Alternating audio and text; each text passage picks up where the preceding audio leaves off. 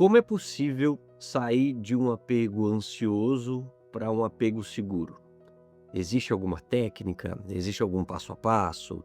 Existe algum segredo? Existe aí alguma mágica? Não, tá? Existem alguns processos, algumas coisas que nós temos que entender e compreender sobre nós, sobre esse apego. E aqui neste vídeo eu vou falar como foi o meu processo para sair desse apego ansioso, ansiosíssimo na verdade, para um apego mais seguro. Eu vou explicar então 5 coisas que eu passei a fazer, passei a entender para sair de um apego ansioso para um apego seguro. Mas antes de qualquer coisa, eu peço para que você se inscreva no canal, curta o vídeo, comente, deixa aí o seu like, ativa o sininho. E o like é importante, tá? É muito importante para nós que produzimos conteúdo, né? Porque aí o YouTube entende, né, que o vídeo ele é relevante e aí ele entrega para mais pessoas. E aí no final, se você não achou legal, pode tirar o seu like, não tem problema nenhum, tá? Vamos lá. Primeiro de tudo, o que seria essa ideia de um apego ansioso? Vamos contextualizar tudo isso. John Bowlby, que foi o pioneiro dessa ideia da teoria do apego, ele traz a ideia de que nós temos formas de se apegar às pessoas. E quando ele fala sobre apego, ele não fala necessariamente apenas sobre um vínculo romântico. Ele fala sobre apego de uma maneira geral, porque o ser humano ele se apega às outras pessoas exatamente porque nós somos seres sociais. Então, ele queria entender qual que era o mecanismo, qual que era a forma que fazia com que, por exemplo, ele se apegasse a alguém. Da onde surgiu isso? Então, as suas pesquisas começaram a trazer a ideia. Eu tô gripado, tá, gente? Começaram a trazer a ideia que a infância, né, ela significa muito em relação à forma como a gente se apega, o vínculo que nós tivemos com os nossos cuidadores, a forma como os nossos cuidadores cuidaram de nós, tudo bem. E aí ele deu a ideia desse apego ansioso, que é uma das formas, porque tem o apego ansioso, o apego evitativo, o apego seguro, o apego desorganizado ou ambivalente, aí vai depender do texto, do teórico que fala, tá? Mas pode ser desorganizado ou ambivalente, tá? O que seria então o apego ansioso em vias de fato? Pensa no seguinte, sabe aquela pessoa que ela tem uma necessidade muito grande de se conectar às outras? Ela tem uma facilidade de criar vínculos, porém ela tem uma dificuldade muito grande de encerrar esses vínculos. Ela tem um medo constante de ser abandonada, de ser deixada, de ser trocada.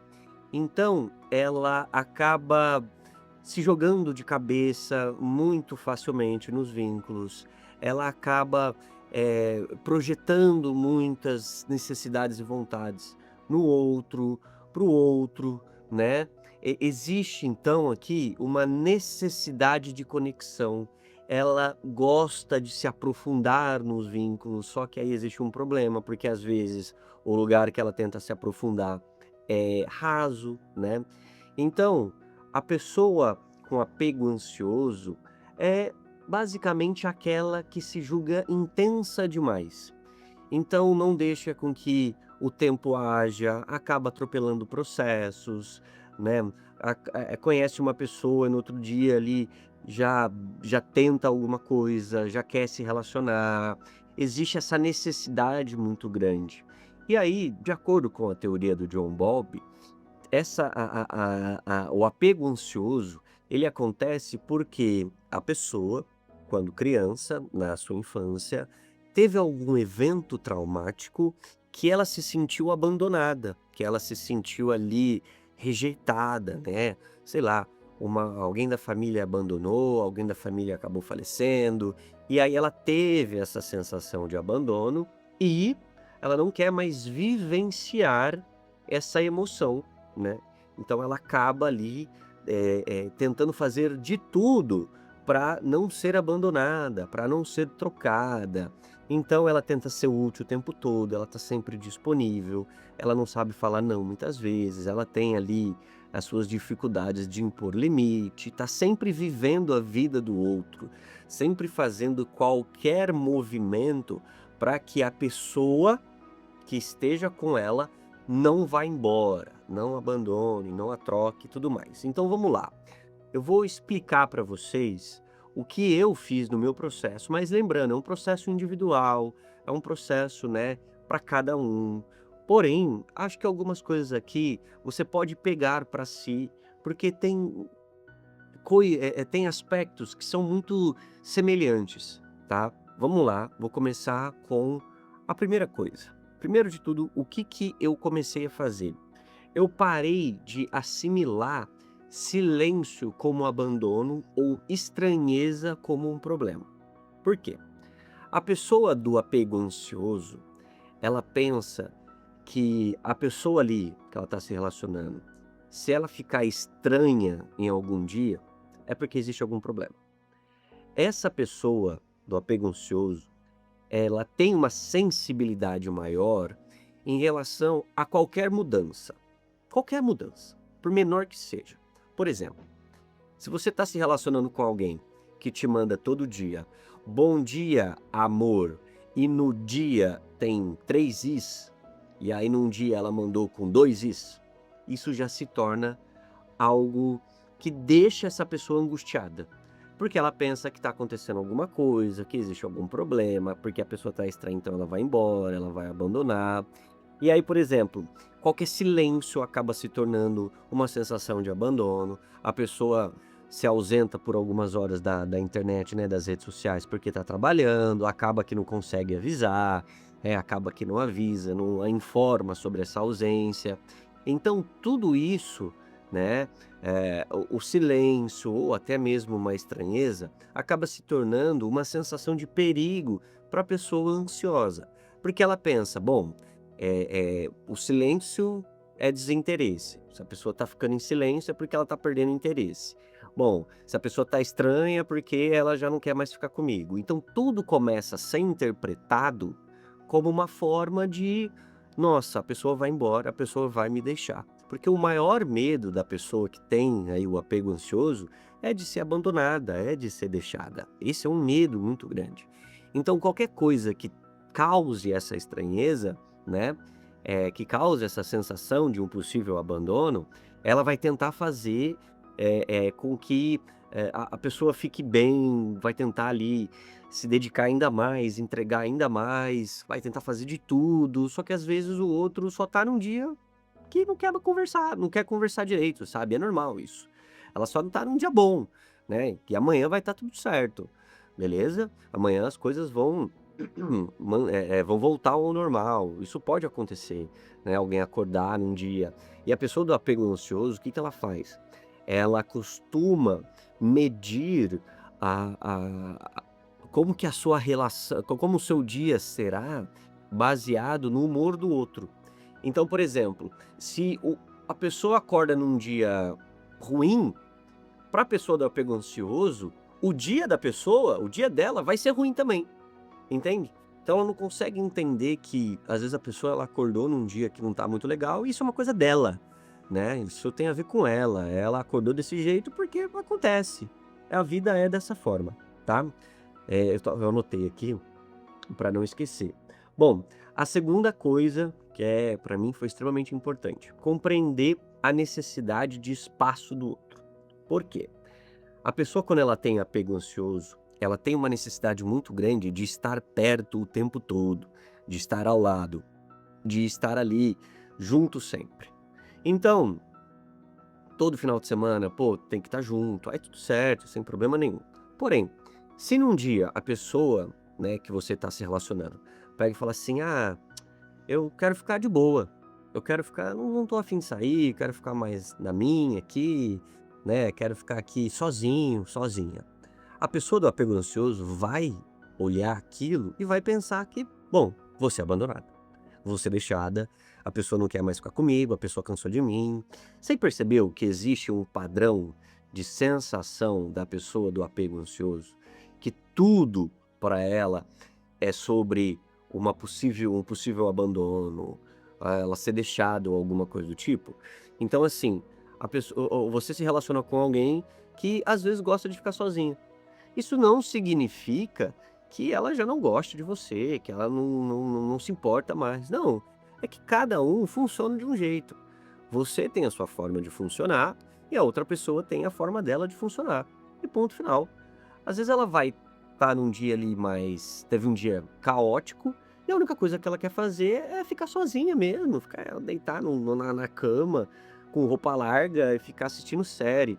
"Ah, mas é porque pra mim, eu não vejo problema em ficar com a pessoa mesmo eu estando cansado, mesmo eu estando cansada", tudo bem pra você. Só que às vezes, quem você está se relacionando, pensa de um outro jeito, pensa de uma outra forma. Então a gente tem que aprender a respeitar isso também. Não é porque o outro pensa em ficar um dia, um final de semana mais de boa, né, que isso é um problema, que isso se tornou uma ameaça, que o outro vai embora, que vai te deixar. Não, não, não é bem desse jeito, tá? Então vamos lá, para a terceira coisa. Eu comecei a aceitar e olhar as minhas inseguranças. Por quê? As nossas inseguranças contam a nossa história. A nossa história. Por quê? Coisas que foram acontecendo com a gente, coisas que relacionamentos, interações, vínculos, tudo isso traz sim algumas inseguranças, né? Começam novas inseguranças e por aí vai. O nosso problema é sempre terceirizar a responsabilidade.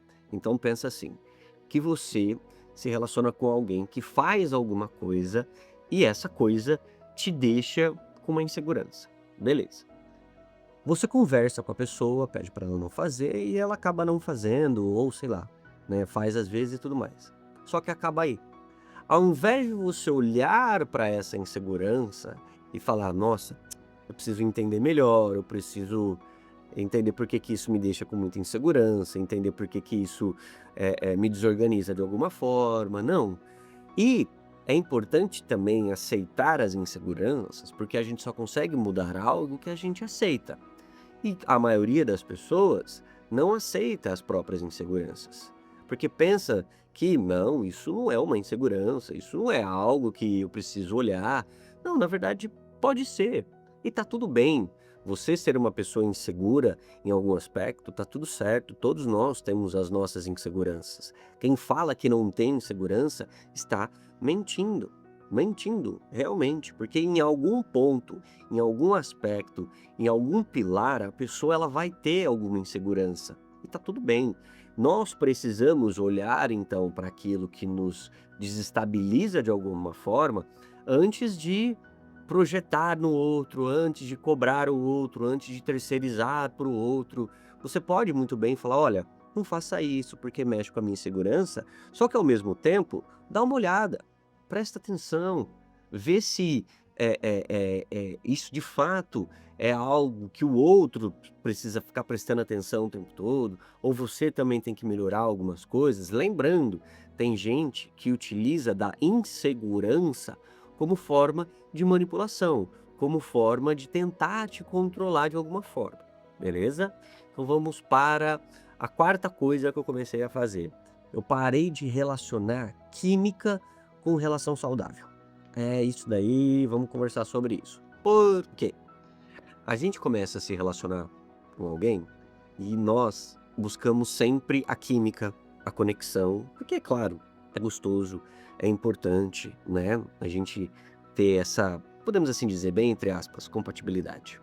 A questão é que, às vezes, nós estamos em relações ruins, instáveis, insalubres, relações tóxicas de fato, que acabam deixando a química ainda mais forte, a conexão ainda mais forte.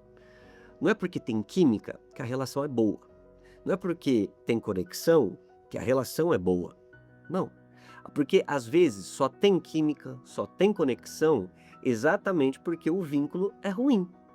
E aí toda a sua emoção, todo o sentimento que você tem pelo outro se potencializa, se torna cada vez maior, podemos assim dizer. Mas não porque o teu sentimento é maior ou porque ele cresceu. Não, é porque o vínculo que você está te deixa com ansiedade. E a nossa ansiedade potencializa as nossas emoções. Então, você pensa que está vivendo ali um amor de outras vidas, de outro mundo e é alguma coisa inexplicável, só que às vezes a dinâmica, ela é muito explicável sim, tá. Às vezes isso que você está achando que não dá para entender sim, que seria um vínculo que te desorganiza. Por exemplo, vínculos instáveis, o morde e assopra, essa questão de uma hora a pessoa te quer muito, outra hora a pessoa não te quer nada. E aí toda vez que a pessoa volta, por exemplo, ou toda vez que nessa instabilidade a pessoa acaba te entregando, volta a te entregar carinho, você pega esses momentos de alegria e potencializa cada vez mais. E aí você pega esses momentos de carinho, de conforto e tudo mais, transforma, né, nisso em algo grandioso, nisso em algo assim extraordinário, porque como acontece às vezes, quando acontece, você romantiza, você, né, faz esses momentos se tornarem memoráveis, podemos assim dizer. Então, a química não é sinônimo de relação boa, relação saudável. A conexão não é sinônimo de compatibilidade, não é sinônimo de nada, tá? Porque nós precisamos olhar as nossas emoções dentro de contextos. Não dá para olhar a emoção apenas pela emoção e ponto. Porque às vezes você pode achar que está amando a pessoa, né? Porque, sei lá, você pensa muito na pessoa, porque você quer ficar com ela, alguma coisa do tipo, mas às vezes todas essas suas emoções, ou essa emoção que você pensa que é amor, só existe de uma maneira tão potente porque tudo que envolve aquele alguém te deixa com muita ansiedade. Por isso que essa sensação é muito presente, ela é muito forte, tá. Então vamos para a quinta coisa que eu comecei a fazer. O que que eu fiz? Isso daqui foi essencial e é importante que você entenda. Eu passei a ser um intenso consciente. Vamos entender isso. As pessoas se julgam intensas e elas não entendem muito bem o que nós falamos sobre intensidade, tá. Intensidade é muito sobre sentir. Você pode sentir com total intensidade, mas cuidado com fazer com intensidade. Como por exemplo, eu participei do podcast da doutora Ana Beatriz Barbosa e ela deu um exemplo muito legal, que foi assim: se você tenta cortar o pão com muita intensidade, você corta o seu dedo, corre o risco de você cortar o seu dedo, corre o risco de você se machucar. Então, existem coisas, existem momentos, existem aspectos, pilares que a gente precisa, certo? Ir com mais calma, com mais cautela. Porque, pelo menos na minha interpretação, ser uma pessoa intensa é você sentir bastante, é você ter uma sensação muito grande, você ser uma pessoa talvez um pouco mais sensível, né? Porque sim, tem pessoas que são altamente sensíveis e tudo mais, isso é intensidade. Agora o problema vem e se torna aí algo complexo quando você pensa que a sua intensidade precisa ser a sua ação, a sua decisão. O que eu mais vejo por aí, tá? Pessoas que se consideram intensas demais e, ao mesmo tempo, agem com muita intensidade. Entende que dá para separar as duas coisas? Eu sentir de forma intensa e agir de forma intensa, coisas completamente diferentes. Pensa que você está numa relação, que você acabou de conhecer uma pessoa, e aí aparentemente, nossa, tem tudo para dar certo. E aí você tem a emoção, a sensação de, nossa, eu vou falar que eu amo. O falar é ação, é ação. Ter a sensação e a vontade de falar é um sentimento. São coisas diferentes. Então, eu comecei a entender que intensidade é mostrar muitas vezes vulnerabilidade. E eu não posso mostrar para qualquer pessoa as minhas vulnerabilidades. Eu não posso ser vulnerável com qualquer pessoa. Não tem como. Porque quem mais me conhece é quem mais pode me machucar. As pessoas que mais nos conhecem são as pessoas que mais podem nos machucar, porque elas têm acesso a nós, elas têm acesso a nossas informações, elas têm acesso a aspectos, né, a conteúdos que a gente não gosta de mostrar para os outros. Então, ser uma pessoa intensa é diferente de ser uma pessoa inconsequente, de ser uma pessoa irresponsável. Se você olha e pensa, bom, eu sinto com muita intensidade, essa sua intensidade, ela tem que ser proporcional à sua autorresponsabilidade, porque senão você vai se machucar. Você vai se machucar. É importante dar tempo ao tempo para que a gente olhe e veja as ações, as atitudes, se elas são coerentes com aquilo que a pessoa fala, com aquilo que a pessoa promete, tá? Então, o tempo, em muitos aspectos, ele é importante. Ele é essencial para que a gente consiga avaliar o que está acontecendo ali, tá bom? Então, espero que você tenha gostado desse vídeo, espero que você tenha curtido. Se você gostou, deixa o seu like, me segue, manda para alguém que você acha que consegue aí, que tem o apego ansioso e que precisa, né, se tornar um apego mais seguro. Tá bom? Um grande beijo, se cuide.